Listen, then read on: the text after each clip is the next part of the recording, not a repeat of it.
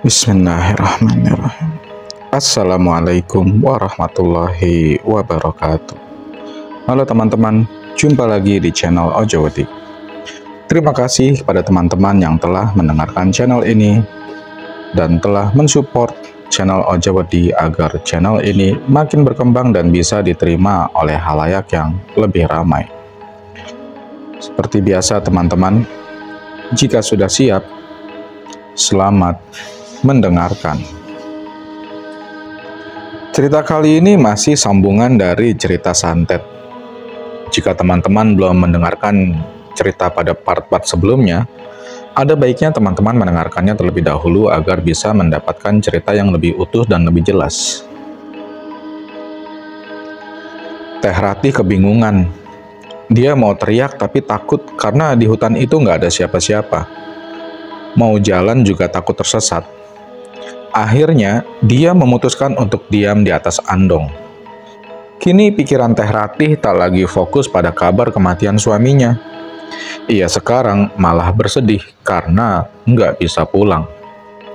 Selama menunggu itu menurut Teh Ratih beberapa kali, dia mendengar suara ramai orang lagi baca yasinan. Tapi tak tahu arahnya dari mana. Yang pasti, suara itu berdengung di telinganya. Mungkin karena selama Teh Ratih sakit, Kang Asep beberapa kali mengadakan pengajian rutin di rumah. Karena saya penasaran, maka bertanya berapa lama dan apa saja yang dilakukan Teh Ratih waktu itu. Dia bercerita ketika sedang duduk di atas andong, dia didatangi seorang perempuan. Dia tak bisa memastikan wajahnya, tapi wanita itu mengenakan kebaya dan kerudung. Tapi rambutnya tergerai ke depan. Samar-samar dia bisa melihat matanya yang bulat menatap tajam ke arahnya. Siapa dia, Teh? Saya melanjutkan pertanyaan. Teh Ratih menjawab bahwa wanita itu hanya muncul kadang-kadang. Mulai-mulai hanya kepalanya saja yang terlihat sedang mengintip di balik pohon. Kemudian, sedikit demi sedikit dia mulai berani menampakkan diri. Tapi dia tak pernah mau dekat. Jaraknya sekitar beberapa meter dari tempat Teh Ratih duduk. Kenapa Teteh tak bertanya atau menghampirinya? Saya masih belum puas dengan jawaban Teh Ratih. Coba kamu bayangkan, saya duduk di hutan, gelap gulita. Sinar hanya berasal dari lampu kelenting, itu pun redup karena tertiup angin. Bahkan saya berusaha menjaga apinya agar tidak padam. Kemudian ada seorang perempuan yang memperhatikan dari kejauhan dengan tatapan yang menakutkan. Memangnya kamu bakal berani menghampiri lalu bertanya siapa dia? Jawaban Teh Ratih membuat tubuh saya merinding. Berada di tengah kebun teh saja waktu dijegat anjing hitam kemarin, hampir membuat saya kencing di celana. Apalagi Teh Ratih sendirian di hutan. Tempat Teh Ratih tersesat juga saya tanyakan apakah benar-benar hutan. Dia menjawab tak tahu juga. Yang pasti, tempat di mana Teh Ratih berada, banyak pohon-pohon besar berdiri dan dia berada di tengah jalan lebar yang membentang, tapi bukan jalanan aspal. Dia memastikan itu jalanan tanah, seperti tanah liat. Soalnya saat dia turun dari andong, kakinya kotor oleh lumpur. Kata bapak, untung Teh Ratih nggak keliaran. Soalnya kalau dia turun dan masuk ke dalam hutan, pencarian bapak nggak bakal secepat ini. Bahkan yang paling mengerikan mungkin Teh Ratih nggak bakal ditemukan. Dia akan tersesat selamanya. Menurut bapak, ini cara paling sadis dalam mencelakakan orang. Soalnya kalau hanya sekedar kirim paku, muntah darah, atau bahkan sakit kepala, medianya hanya menggunakan boneka dan itu cara yang paling kasar. Masih bisa dilihat dengan kasat mata. Tapi, kalau sudah sampai menarik sukma dan menggantinya dengan siluman, itu cara paling halus tapi mematikan.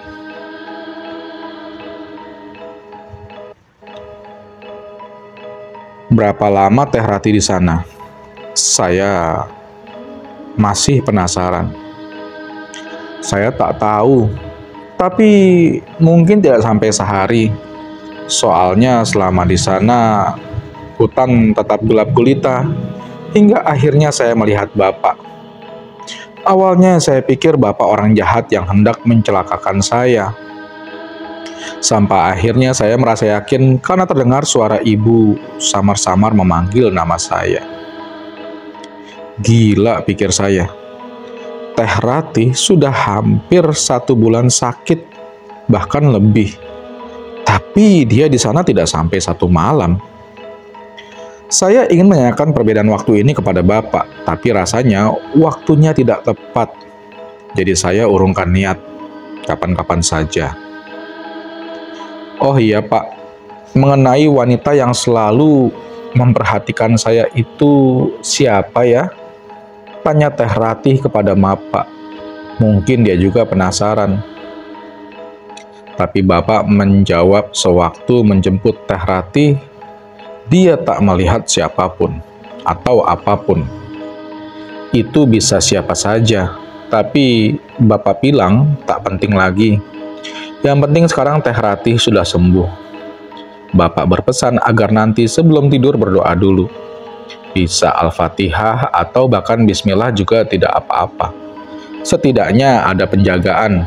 Bila ada hal-hal aneh, kita bisa tersadar.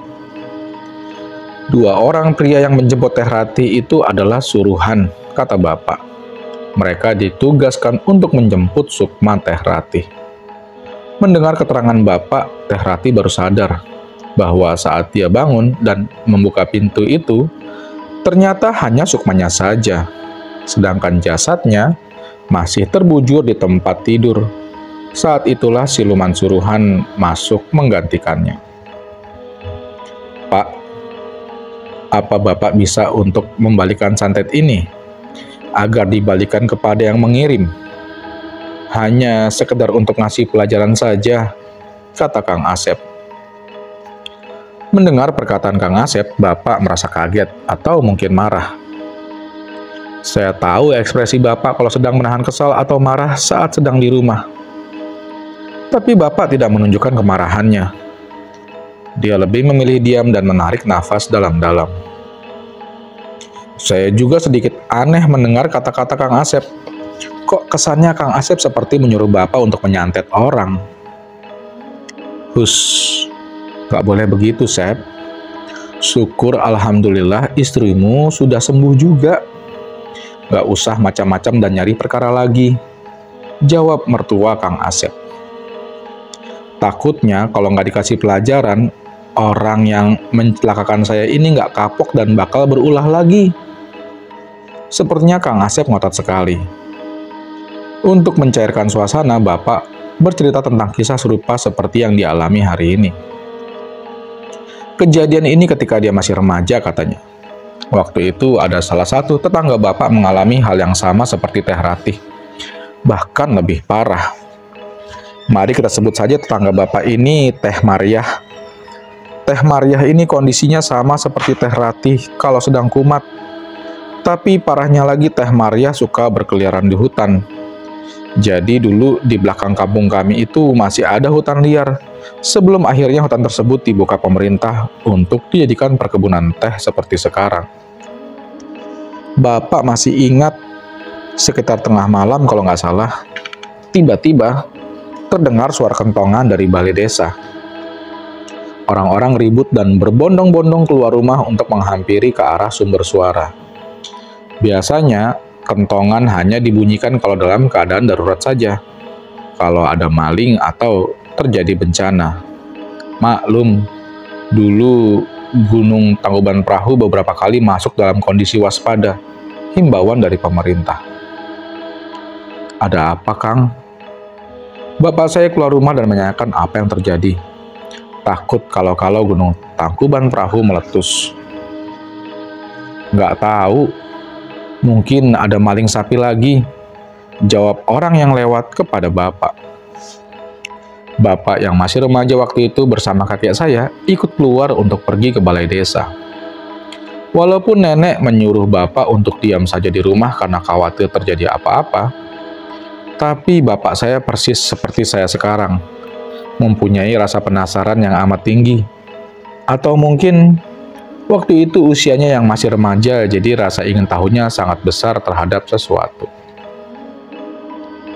Bapak saya datang ke balai desa bersama beberapa warga pria lainnya. Di sana sudah ada Pak Lurah dan suami Teh Mariah. Beberapa warga yang belum tahu duduk perkaranya mulai berargumen macam-macam. Mulai dari ada yang kemalingan, ada yang meninggal, sampai ada yang bilang teroris masuk kampung. Sampai akhirnya Pak Lurah menceritakan semuanya. Rumah Pak Lurah berdampingan dengan balai desa. Biasanya, yang membunyikan kentongan adalah warga yang ronda dengan seizin Pak Lurah. Tapi anehnya kok suara kentongan itu tiba-tiba membangunkannya. Begitu Pak Lurah mengecek keluar rumah, katanya dia melihat Kang Solihin, suaminya Teh Mariah, sedang memukul kentongan sambil menangis. Kentongan kandung dipukul dan warga sudah terlanjur panik. Maka Kang Solihin yang masih terisak menjelaskan kepada kami semua kenapa dia bisa sampai memukul kentongan desa. Saya sedang tertidur lelap. Tiba-tiba saya dibangunkan istri. Katanya dia minta diantar buat buang air besar. Setelah itu saya mengantarnya ke sungai, ucap Kang Solihin, masih dalam keadaan terisak-isak. Sekedar info, pas zaman bapak saya dulu, jarang warga yang mempunyai WC dalam rumah. Hanya orang-orang kaya tertentu saja yang punya. Segala aktivitas seperti mencuci, mandi, dan buang air, semua dilakukan di sungai yang letaknya terpisah dari pemukiman. Sungainya cukup besar, ada batu-batu besar yang menjulang. Tapi, kalau musim hujan tiba, batu-batu itu terendam karena air meluap. Dan juga di hulu ada air terjun yang cukup tinggi, sehingga dari hilir, kita bisa mendengar suara gemuruh air terjun. Kalau pada siang hari, indah dan banyak anak-anak yang berenang di sana. Tapi, kalau malam hari, nggak ada yang berani, kecuali orang kebelet saja. Begitu menurut Bapak. Saya suruh dia untuk jongkok di batu pinggir saja, karena saya khawatir air sungai sedang meluap karena tadi sore hujan. Tapi dia menolak. Takutnya ada orang lewat katanya. Saya kira sekarang masih jam 8, maka saya mengizinkannya. Ketika dia mau maju ke batu yang berada di tengah sungai, Kang Solihin melanjutkan ceritanya. Gila, pikir saya. Kang Solihin tidak sadar bahwa ini hampir jam 1 malam. Para warga mulai berpendapat macam-macam tanpa mendengar penjelasan Kang Solihin sampai selesai. Bahkan ada yang bertanya kepada Kang Solihin, apa istrinya hanyut di sungai? Saya tak bisa memastikan waktunya, tapi saya rasa cukup lama. Kok istri saya belum selesai-selesai? Saat saya menyorotkan lampu senter ke arahnya, dia memang masih terlihat jongkok di atas batu. Saya panggil-panggil agar cepat-cepat, karena saya tidak kuat menahan kantuk. Tapi dia tetap tidak merespon. Seperti tidak kuat, Kang Solihin kembali menangis sejadi-jadinya. Lah, kok nangis? Gimana istrimu, Solihin? Warga yang tidak sabar mulai merasa kesal karena Kang Solihin malah nangis dan bukan menyelesaikan ceritanya. Maka Pak Lurah turun tangan, karena sebelumnya Kang Solihin sudah menceritakan kejadian ini kepadanya. Menurut Pak Lurah, Teh Mariah tidak menengok sangat dipanggil. Kang Solihin memutuskan untuk mengambil batu kecil, lalu dilemparkanlah batu itu ke tubuh Teh Mariah. Awalnya dia takut kalau Teh Mariah ketiduran. Tapi tidak begitu lama, Teh Mariah menengok ke arah Kang Solihin. Namun ada yang aneh dengan istrinya Kang Solihin. Saat menengok, dia melihat muka seram bukan main. Matanya melotot sempurna. Wajahnya pucat pasi. Rambutnya tergerai menutupi sebelah wajahnya dengan senyum misterius. Kang Solihin langsung tersentak kaget dan juga takut tentunya. Bahkan yang lebih mengerikan lagi, menurut Kang Solihin istrinya itu tertawa ngikik. Karena ketakutan, Kang Solihin terpaku diam menyaksikan istrinya yang berubah. Hingga akhirnya Teh Maria meloncat-loncat di atas batu. Dia pergi menuju hulu ke arah air terjun. Teh Ratih kebingungan. Dia mau teriak, tapi takut karena di hutan itu nggak ada siapa-siapa. Ya, sepertinya karena ketakutan, Kang Solihin terpaku diam menyaksikan istrinya yang berubah. Hingga akhirnya Teh Maria meloncat-loncat di atas batu. Dia pergi menuju hulu ke arah air terjun. Malam semakin larut. Saya dan keluarga Kang Asep semakin penasaran dengan kisah Bapak waktu muda. Ditemani segelas kopi dan singkong rebus sebagai cemilan, Bapak melanjutkan kisahnya. Saya tahu maksud Bapak menceritakan kisah mudanya dulu. Mungkin untuk memberi pelajaran kepada Kang Asep, atau mungkin hanya untuk menenangkannya agar Kang Asep tidak menaruh dendam kepada pelaku santet istrinya. Bapak bukan tipe diktator. Dia tak pernah menggurui orang, termasuk saat memberitahu saya tentang pelajaran hidup. Dia lebih suka menceritakan sebuah kisah dan membiarkan yang mendengar mencernanya sendiri. Karena menurut Bapak, sejarah hidup seseorang akan selalu terulang entah pada diri sendiri, lingkungan, atau bagi anak cucunya di masa mendatang. Maka dari itu, kenapa ada istilah, pengalaman adalah guru yang terbaik.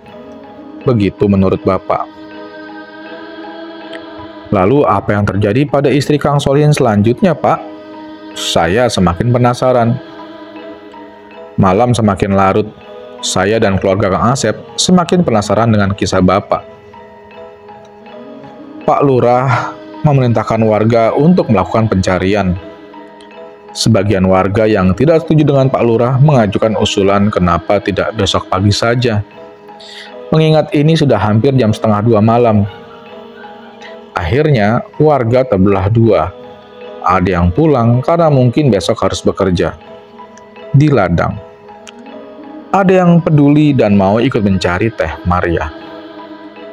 Pak Lurah tidak bisa berkata apa-apa. Dia juga harus menghormati pendapat warganya. Tapi setidaknya masih ada warga yang mau ikut membantu Kang Solihin. Bapak dan kakek saya termasuk dalam warga yang ingin ikut mencari Teh Maria. Kata Bapak, warga yang waktu itu ikut bersama Pak Lurah untuk menyusul Teh Maria berjumlah sekitar 21 orang. Setelah rapat, Pak Lurah memutuskan untuk melakukan pencarian di sekitaran sungai. Warga yang sudah siap dengan peralatan dapurnya berkumpul di balai desa. Konon, katanya kalau ada orang yang hilang malam-malam saat mencari, warga biasanya sambil memukul-mukul alat dapur tersebut. Bisa panci atau wajan. Bunyi itu dipercaya bisa untuk mengusir makhluk kejadian. Biasanya sih, praktek ini dilakukan untuk mencari anak yang hilang karena dibawa wewe gombel. Tapi karena kita tak tahu apa yang terjadi pada Teh Maria, maka tidak ada salahnya dengan mencoba cara yang sama. Sebelum berangkat, Pak Lurah memimpin doa, kemudian pencarian dimulai. Sebagian warga bertugas untuk memegang senter dan menjadi penunjuk jalan. Sebagian lagi memukul-mukul alat dapur sambil memanggil-manggil nama Teh Maria. Neng Maria, Neng Maria, Neng Maria, teriak warga. Suaranya membahana, berlomba dengan suara gemuruh air terjun di hulu sungai. Di mana kali terakhir istrimu terlihat, Solihin? Tanya salah satu warga. Di situ, di atas batu itu. Sebelum akhirnya dia pergi meloncat-loncat menuju ke hulu. jawab Kang Solihin. Keadaan sungai benar-benar gelap gulita. Salah satu warga yang berani mencoba turun ke sungai sambil membawa senter. Dia menyorotkan cahaya ke arah hulu, namun nihil. Katanya tak melihat apapun selain gundukan batu. Salah satu warga ini berinisiatif untuk mencarinya dengan menelusuri sungai berjalan di atas batu menuju hulu. Tapi Pak Lurah menghentikannya. Terlalu berbahaya. Takut tergelincir dan terbawa arus. Nanti bukannya menyelesaikan masalah, keadaan malah tambah darurat saja katanya. Jangan-jangan istrimu sudah hanyut, celetuk salah satu warga. Hus, gak boleh begitu, bentak Pak Lurah. Apa kita harus ke air terjun, Pak Lurah? Saya nggak mau kalau begitu. Semua warga berhenti tiba-tiba dan mereka saling menatap satu sama lain ketika mendengar ucapan rekannya. Air terjun di desa kami cukup tinggi. Airnya juga cukup deras, apalagi tadi sore habis hujan. Di sekitar air terjun banyak pohon beringin berdiri. Kabar angin yang berselentingan tentang betapa angkernya tempat itu telah menciutkan nyali beberapa warga malam ini. Termasuk Pak Lurah, mungkin karena dia tidak berkomentar sama sekali. Kang Toha aja duluan. Akang kan udah biasa ngurusin mayat, jadi pasti berani, kata salah satu warga kepada kakek saya. Toha cuma nama samaran. Nama kakek saya yang sebenarnya saya rahasiakan. Waktu itu kakek saya masih menjadi muridnya dari Syekh Mayit yang lama dan belum diangkat. Kakek saya masih muda, jadi belum terlalu bijak dalam mengambil keputusan menurut bapak. Hingga akhirnya dia menyerahkan semua keputusan kepada Pak Lurah saja. Perdebatan berjalan alot, hingga akhirnya warga terbelah kembali menjadi dua kelompok. Kelompok yang ingin pulang karena tidak berani menuju air terjun malam-malam dan kelompok yang sebenarnya tidak berani juga, namun tak tega dengan Kang Solihin, termasuk Pak Lurah dan kakek saya di dalamnya. Sedangkan bapak saya pulang bersama warga lainnya. Jadi bapak tak tahu apa yang terjadi malam itu di air terjun karena pulang. Saya semakin antusias dengan cerita bapak, sepertinya yang lain juga. Karena Kang Asep beserta istrinya tampak mendengarkan dengan serius. Tidak begitu lama, kacang rebus yang masih mengepulkan asap datang. Disajikan mertua Kang Asep sebagai teman dalam mendengarkan cerita bapak. Setelah menyeruput kopi, beberapa kali bapak melanjutkan ceritanya. Menurut cerita kakek kepada bapak, malam itu yang pergi ke air terjun berjumlah 8 orang. Ketika sampai di air terjun, mereka tidak tahu apa yang harus dilakukan karena suara teriakan teredam oleh gemuruhnya air. Lampu senter yang disorotkan ke kiri dan kanan, sebagian lagi menyingkap semak-semak untuk mencari keberadaan Teh Maria.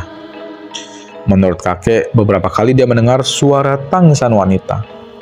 Tapi dia merasa tak yakin karena di sekitarnya berisik oleh suara air. Dan juga rekan-rekan yang lain tampak anteng seperti tidak mendengar apa-apa. Entah kebetulan atau disengaja, ketika kakek saya menyorotkan lampu senternya ke arah sungai, seperti ada tangan yang melambai-lambai. Mungkinkah itu Teh Maria yang menenggelam? Astagfirullah, itu! Di sungai itu tuh! Teriak kakek saya panik. Sontak, semua warga termasuk Pak Lurah menyorotkan senternya ke arah sungai yang ditunjuk-tunjuk oleh kakek saya. Namun ternyata nihil, tidak ada apapun di sana. Ada apa Kang Toha?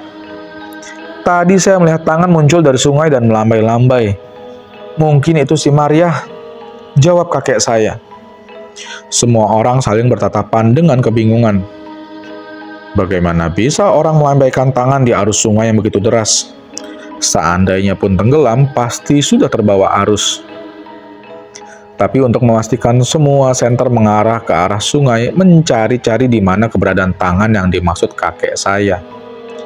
Hingga akhirnya, kakek saya mendengar suara tangisan itu lagi di telinganya. "Pak Lurah dengar sesuatu enggak?" tanya kakek saya. "Suara air, maksud Kang Toha?" "Saya nggak dengar apapun selain gemuruh air." Dari situlah kakek tersadar. Mungkin kabar selentingan tentang angkernya air terjun di malam hari benar adanya. Untuk menjaga situasi tetap kondusif, kakek saya membisikkan apa yang dialaminya kepada Pak Lurah tentang suara wanita yang menangis dan terus berdengung di telinganya. Pak Lurah yang mendengar bisikan, tiba-tiba wajahnya menjadi pucat. Bahkan beberapa kali dia menelan ludah. "Semuanya, pencarian kita hentikan dulu. Mengingat sudah lama kita di sini dan belum ada hasil. Besok kita lanjutkan lagi pagi-pagi," teriak Pak Lurah kepada warganya yang masih sibuk menyerotkan senter ke segala arah. Pencarian Teh Mariah malam itu berakhir. Begitu menurut Bapak. Hingga akhirnya Teh Mariah ditemukan 2 hari kemudian di atas pohon beringin, persis di samping air terjun oleh anak kecil yang mau berenang di sana. Penemuan kembali Teh Mariah itu sempat menggemparkan kampung. Semenjak ditemukan hari itu, keadaan Teh Mariah tak pernah normal lagi. Keadaannya persis seperti Teh Ratih menurut Bapak, bahkan lebih parah. Saat sedang kumat, Teh Mariah lebih gila lagi. Dia suka berkeliaran seperti orang kebingungan. Tempat favoritnya kalau menghilang menurut Bapak, kalau tidak di sungai, ya di hutan di belakang kampung. Teh Ratih masih beruntung bisa disembuhkan, berbeda dengan Teh Mariah yang akhirnya menjadi gila. Bahkan keluarganya yang capek karena terus menghilang memasungnya di belakang rumah, hingga akhirnya akhir hayatnya Teh Mariah tak pernah sembuh lagi. "Terus gimana dengan Kang Solihin, Pak?" tanya saya penasaran. "Dia sempat masuk penjara, tapi belum ada lagi kabar tentangnya. Menurut kabar sih dulu setelah keluar penjara dia pergi keluar Jawa, entah ke Sumatera, Kalimantan, atau entah kemana tak ada yang tahu," jawab Bapak. "Lah kok bisa di penjara?" Akhirnya Teh Ratih tertarik juga dan ikut bertanya. Menurut Bapak, ketika Teh Mariah sakit, Kang Solihin sibuk mencari paranormal untuk menyembuhkan istrinya. Hingga ia mendapatkan orang kepercayaan yang diyakini bisa menyembuhkan istrinya. Mungkin karena Kang Solihin masih muda dan egonya terlalu tinggi, selain menyembuhkan Teh Mariah, ia malah menyuruh orang pintar kepercayaannya untuk menyantet balik si pelaku. Hampir 1 minggu kampung geger oleh suara dentuman seperti ledakan di tengah malam.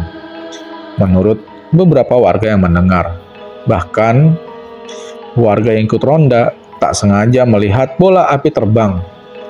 Kabar itu sulit untuk diungkap karena hanya beberapa warga saja yang melihat. Tapi menurut kakek saya yang mempunyai sedikit ilmu kebatinan, suara itu terjadi karena ada perang ilmu yang tak kasat mata. Menurut Bapak, dia tidak tahu apa yang terjadi.